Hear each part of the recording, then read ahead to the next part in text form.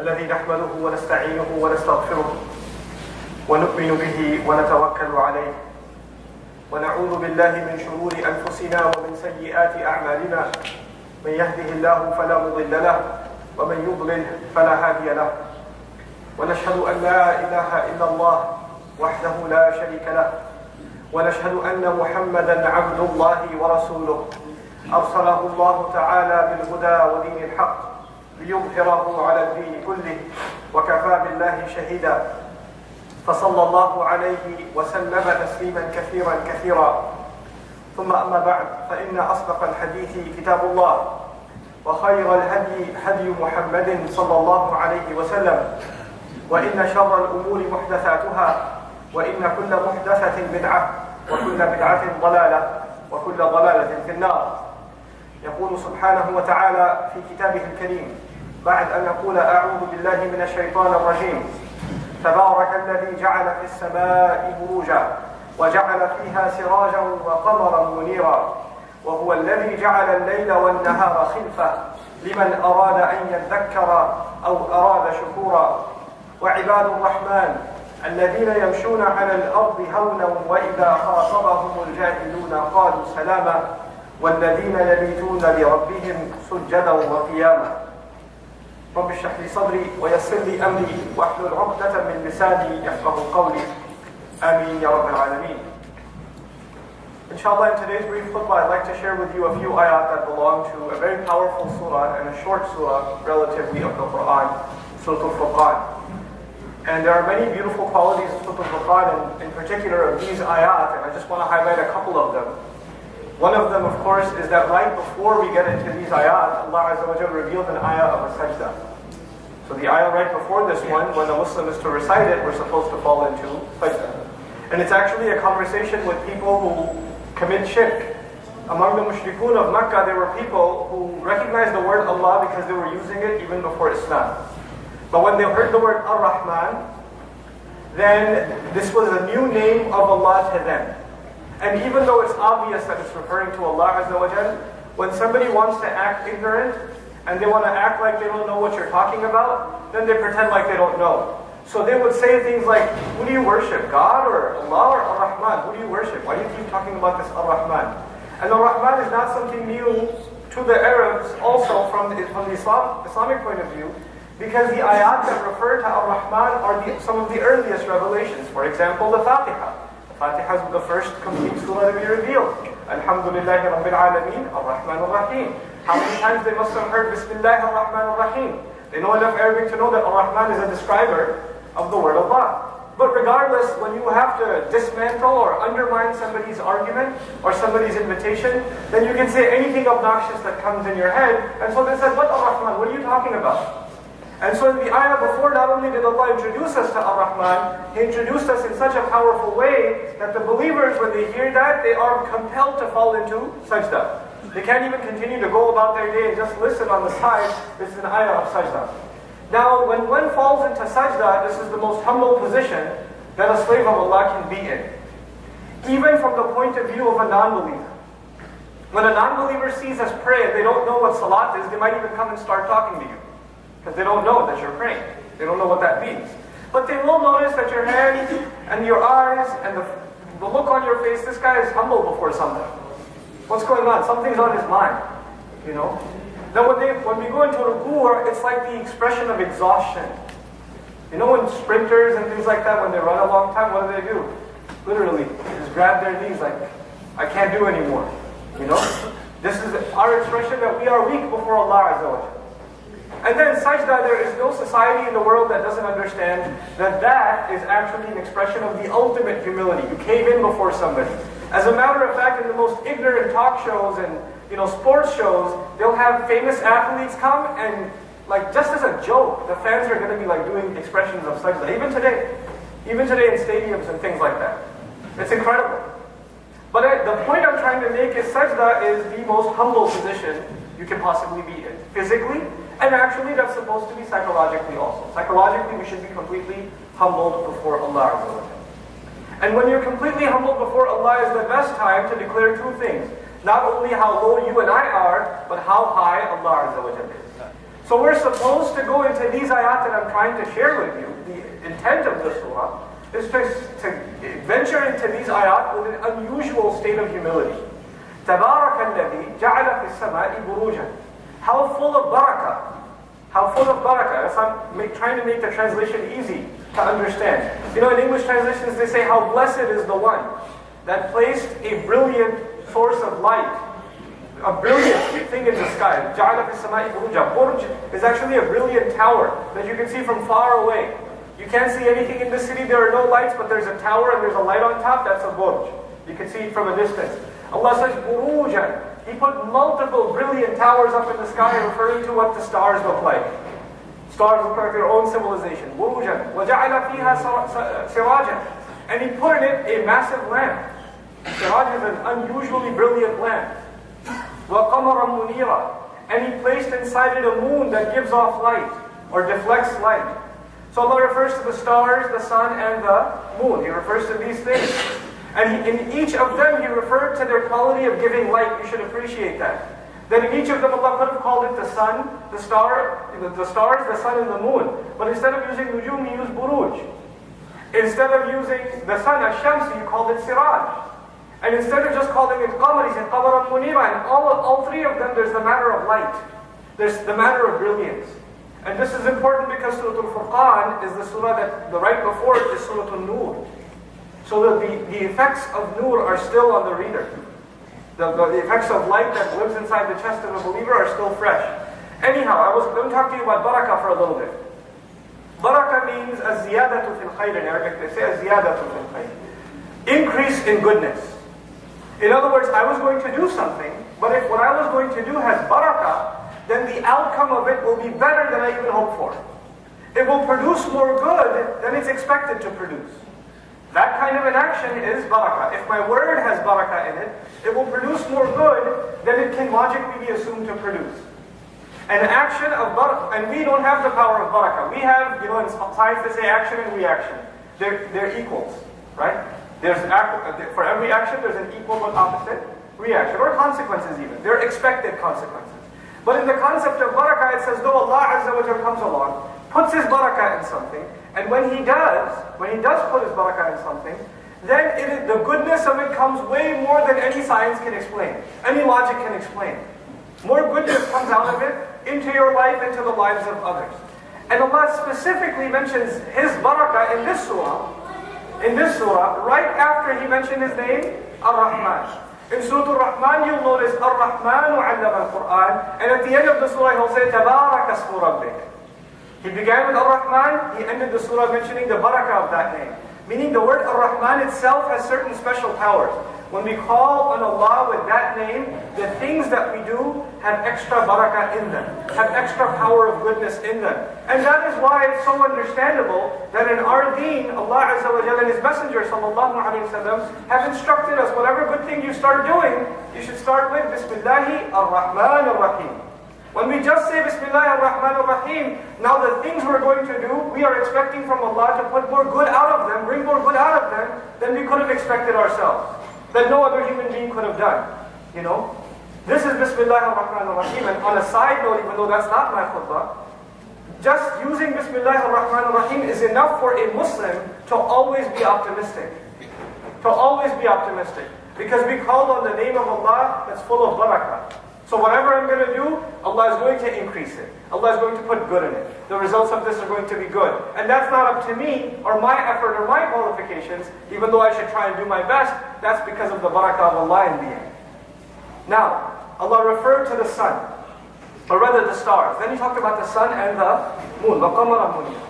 Then He says, وَهُوَ الَّذِي جَعَلَ اللَّيْلَ وَالنَّهَارَ خِلْفَةً. And He made the night and the day conflict with one another. But then He, in this particular ayah, describes why. The harf lam in the Arabic language that's coming, liman arada an yatakkar wa arada shukura. Li can be the word, you can translate it easily as for. He made the night and the day go against one another, meaning they're always battling. The sun has positioned itself, and it's heading down, and the night is starting to win. And as Asr and Maghrib appear, you can see the battle being won by the night.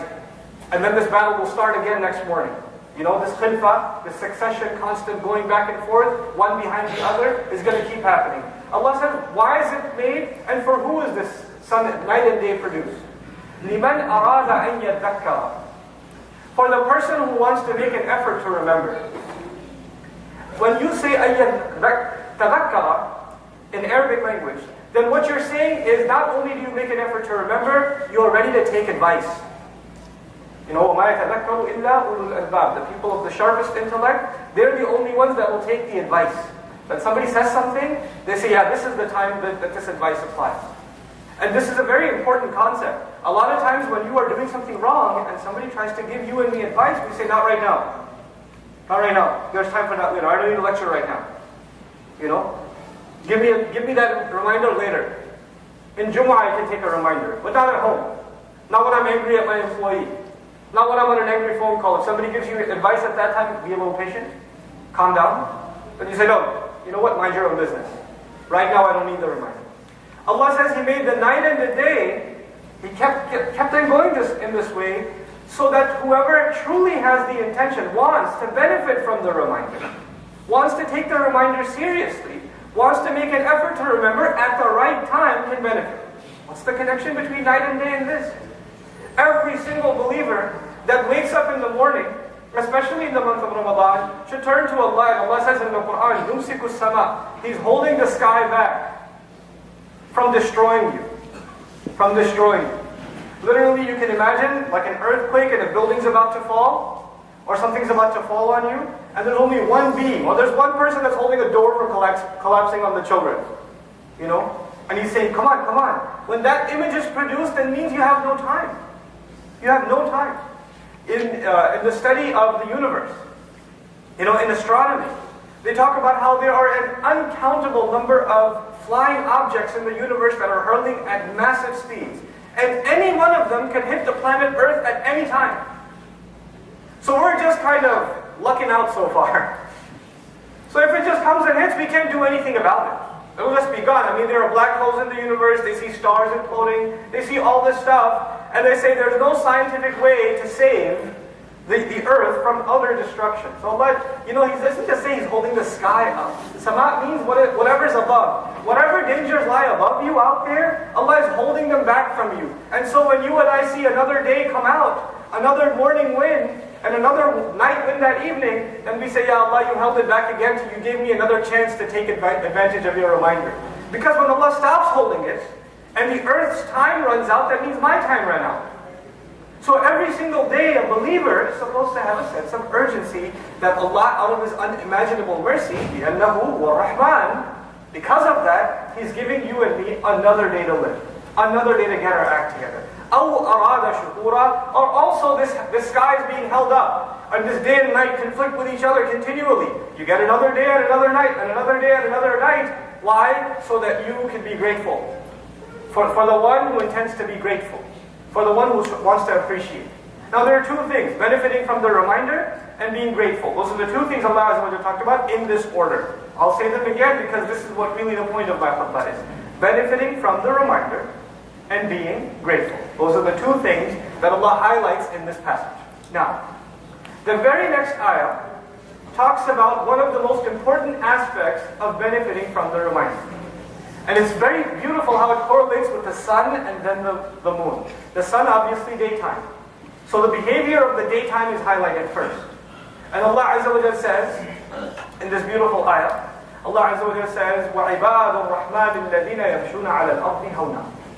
The slaves of the Ar-Rahman, those who really enslave themselves to Ar-Rahman. Now I told you, who just made sajda? The believer. Right before we got into these ayat, we had followed into sajda. And falling into sajda means we have declared ourselves slaves. And now Allah addresses those slaves. And He says the slaves of Ar-Rahman, the slaves of the unimaginably merciful. The first thing Allah puts here that's unique, you know, وَلَمَّا قَامَ عَبْدُ اللَّهِ يَدْعُوهُ فِي سُورَةِ الْجِنِّ. When the slave of Allah stands up and calls on him, calls him Abdullah. Here He calls them Ibadur Rahman, the slaves of the unimaginably merciful. Meaning these are the people who are qualified for Allah's mercy. The people Allah is about to talk about, every one of us is Allah's slave. وَمَا اللَّهُ يُرِيدُ ظُلْمًا لِلْعَبِيدِ. You know, وَلَيْسَ اللَّهُ بِظَلَّامٍ لِلْعَبِيدِ. Allah is not a wrongdoer. He doesn't do wrong to any of His slaves. But we are Ibadur Rahman. These are the special slaves of Allah that deserve His special mercy. What's the first quality He's going to describe of them? I would think Allah might describe they do a lot of ibadah. They do a lot of dhikr. They do qiyamul layl. They stand in the middle of the night. They never forget Allah Azza wa Jalla in anything that they do. They're constantly thanking Him. Look at the first thing Allah is going to describe for these special people. These special people. Allah says, الَّذِينَ يَمْشُونَ عَلَى الْأَرْضِ هَوْنًا. They walk on the earth easily. هَذَا بِالْعَرَبِيَّةِ خَفَّ. هَذَا شَيْء خَفَّ شَيْء. Lightly. Lightly. They don't want to make sure that when they walk somewhere, their presence is known. Did you realize I'm here? You know? They don't stomp on the earth when they walk.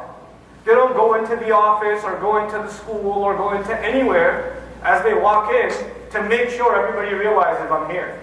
They take it easy. They're not full of themselves. They're really not full of themselves. It reminds me of a funny story. We were at an Islamic program, somewhere I won't mention where, and this young man really wanted to be noticed as he walked in.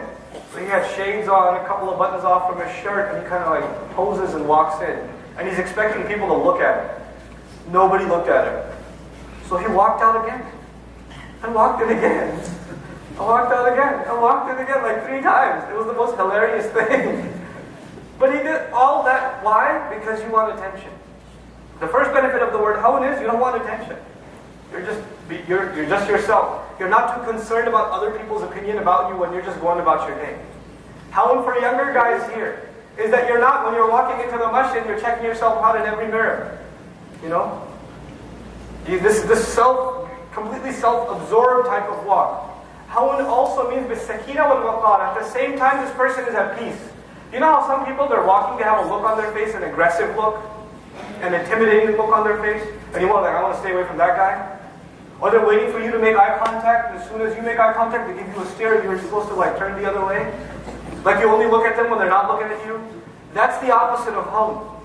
They are at peace, and if others look at them, they become at peace too. People calm down just by looking at them. You know? Understand, these ayat are not just about you and me walking on the street. You walk into home. You walk into home, do kids run or kids run to you? Or they run away from you? You walk into the office, you're the boss. People are afraid of you, and you enjoy that. You're like, yeah, you know, better be scared. People avoid eye contact with you. That's not supposed to be the case. You're supposed to be humble when you walk. You're supposed to have a light character. Who do you think you are? Allah says, وَلَا تَمْشِي فِي الْأَرْضِ مَرَحًا. Surah Al-Isra. Don't walk around on the earth with full of pride, full of yourself. إِنَّكَ لَن تَخْلِقَ الْأَرْضِ. You're not going to cause cracks on the earth. Who do you think you are? وَلَن تَبْلُغَ الْجِبَالَ طُولًا. You're not going to reach the heights of the mountains with your stomping steps. You know yourself. Know your role. You know. So this is وَعِبَادُ الرَّحْمَنِ الَّذِينَ يَمْشُونَ عَلَى الْأَرْضِ هَوْنًا. This is their own demeanor. Whether anybody they're talking to or not, on their own they have a decent, self-respecting, but not full of themselves kind of attitude. And this is even body language. Quran even tells us humility is not just in speech, it's even in body language. How we carry ourselves. You know, how we go about ourselves. But then he says, وَإِذَا خَاطَبَهُمُ الْجَاهِلُونَ قَالُوا سَلَامًا. If I don't even get to talk to you about anything else, I just like to finish this khutbah talking about this. The literal translation of the ayah that many translations suggest is when the ignorant address them, they say peace. Whenever the ignorant address these people, they say peace. But let's dig a little further. This surah is Suruah Al Furqan. In the beginning of this surah, Allah Azza wa Jalla talks about all kinds of ridiculous things that the disbelievers claimed against the Prophet sallallahu alaihi wasallam. They made all kinds of theories. He's insane, he's a magician, no, he's a victim of magic, no, on top of that, they dictate, iktatabaha. He has it written down by somebody, he's hired somebody to transcribe these stories that he's making up, asatirul awwaleen. All kinds of ignorant things are being said against the Messenger of Allah sallallahu alaihi wasallam. And the response that is the official policy given by Allah to His Messenger in response to these kinds of ignorant attacks is وَاصْبِرْ عَلَى مَا يَقُولُونَ. Just be patient over what they're saying. وَاجُرْهُمْ. Abandon them, leave them. When they talk like that, leave them. What we are learning is, sometimes you're talking to somebody, and let's explore the word jahal for a moment, because it says, وَإِذَا خَاطَبَهُمْ الْجَاهِلُونَ. Jahal in Arabic means someone who doesn't have control over their emotions. Aqal in Arabic literally means restraint. You know, there's a poet in Arabic who says, I wish my neck was 1 mile long. Why? Because by the time the words come out of my heart and they're traveling in my neck, I get time to think, should this actually reach my tongue or not? Because by the time the word comes out, oh man, I shouldn't have said that. That's jahil. Jahil is someone who has no restraints over what comes out of his mouth. No restraints. Whatever comes in his mouth, he says. Some of you younger guys know, there's kids that are hanging out together. When kids are hanging out together, one of them wants to show off to his friends. So he'll be loud and obnoxious and say obscene things. And his friends are going to say, you're crazy, bro.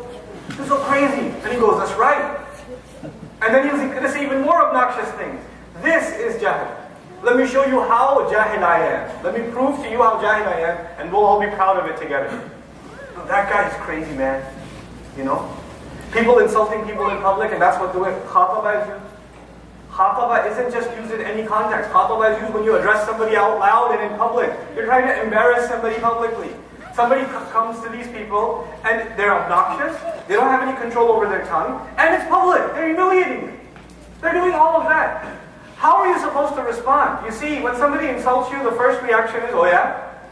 Oh, you think you know how to insult? I got a PhD. Let me teach you something. And you can cuss like a sailor way better than he can. So you can respond. But Allah says, you know what they say? They say salaman. They say peace. And salaman actually implies usallimuka salaman. From my side, you're not going to get anything but peace. If it was salamun, I would be happy translating peace. Because it's mansoob salaman, it implies, look, I'm at peace with you. I don't want anything to do with it. It also implies sometimes when people are talking to you in an angry fashion. Maybe like a good friend of mine, we were at this program, and this Christian friend, an older gentleman, he figured out that we're Muslims. And when he figured out we're Muslims, he started cursing the Prophet ﷺ and yelling and screaming, old man. I mean, he's like old man. He's on a cane, and he can barely open his eyes, you know.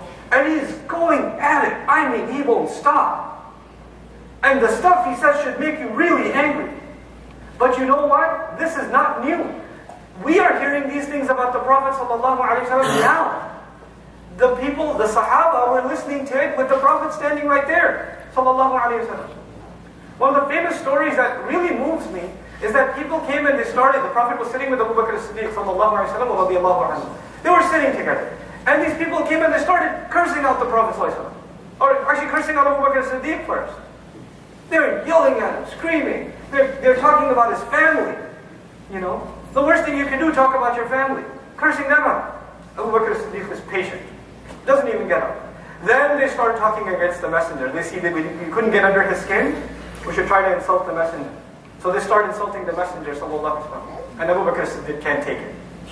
Got up. As soon as he got up, the Prophet left.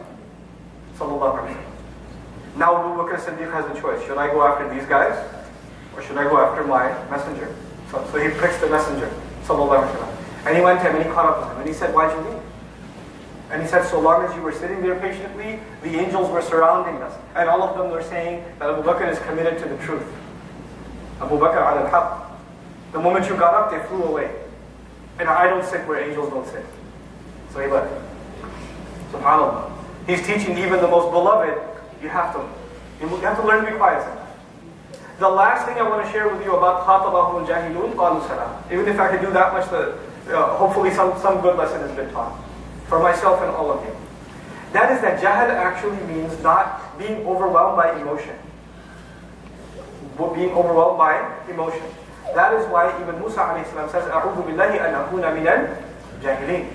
It doesn't mean that I seek refuge of Allah to become from the ignorant, those who don't know. He also is asking refuge from Allah. Ya Allah, don't let my anger, my emotions get so strong that I do something I regret later. Now at home, at work, among friends, sometimes somebody is emotional, somebody is really depressed, somebody's really angry, or you know that somebody has a little bit of a minefield, emotional minefield. You touch them a little bit and they explode emotionally. You know there are people like that around you. You should have the common sense as a slave of Ar-Rahman not to poke and prod with those kinds of people. And if you talk to somebody in your family, you walk into home, a husband and wife, you walk into home, you look at your wife's face. And if you know your wife's face will tell you everything that happened that day. And your wife's face will tell you it's a bad idea to talk to her right now. It is a bad idea. And the wives know about their husbands. They walk in home, he walks into home, she looks, she asks, how was your day? She knows.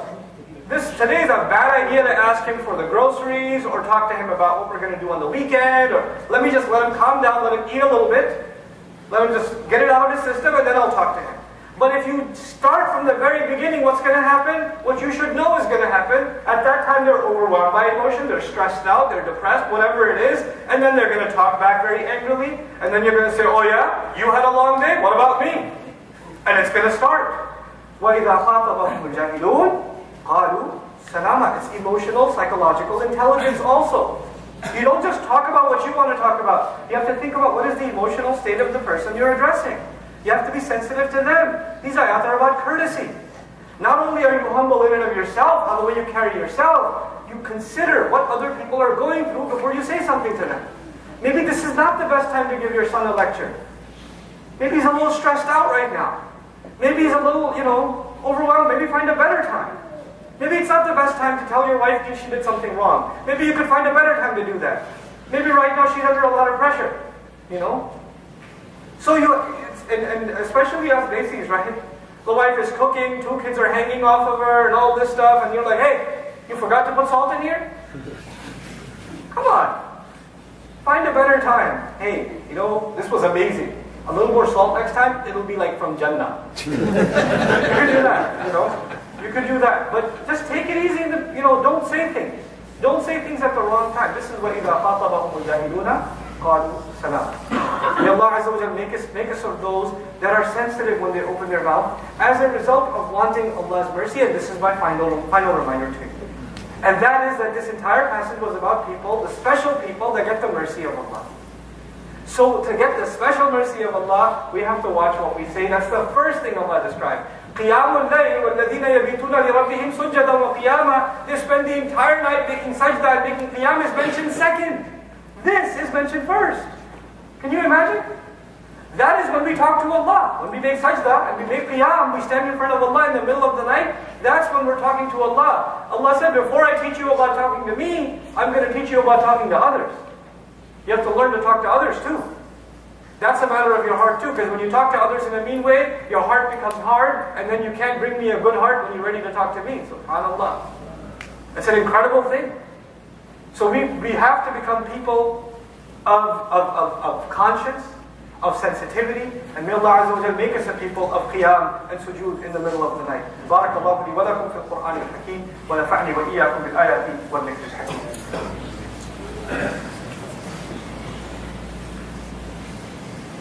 الحمد لله وكفى والصلاة والسلام على عباده الذين اصطفى خصوصا على أفضلهم وخاتم النبيين محمد الأمين وعلى آله وصحبه أجمعين. يقول الله عز وجل في كتابه الكريم بعد أن أقول أعوذ بالله من الشيطان الرجيم إن الله وملائكته يصلون على النبي يا أيها الذين آمنوا صلوا عليه وسلموا تسليما اللهم صل على محمد وعلى آل محمد كما صليت على إبراهيم وعلى آل إبراهيم في العالمين إنك حميد مجيد اللهم بارك على محمد وعلى آل محمد كما باركت على إبراهيم وعلى آل إبراهيم في العالمين إنك حميد مجيد عباد الله رحمكم الله اتقوا الله إن الله يأمر بالعدل والإحسان وإيتاء ذي القربى وينهى عن الفحشاء والمنكر ولذكر الله أكبر والله يعلم ما تصنعون أقم الصلاة إن الصلاة كانت على المؤمنين كتابا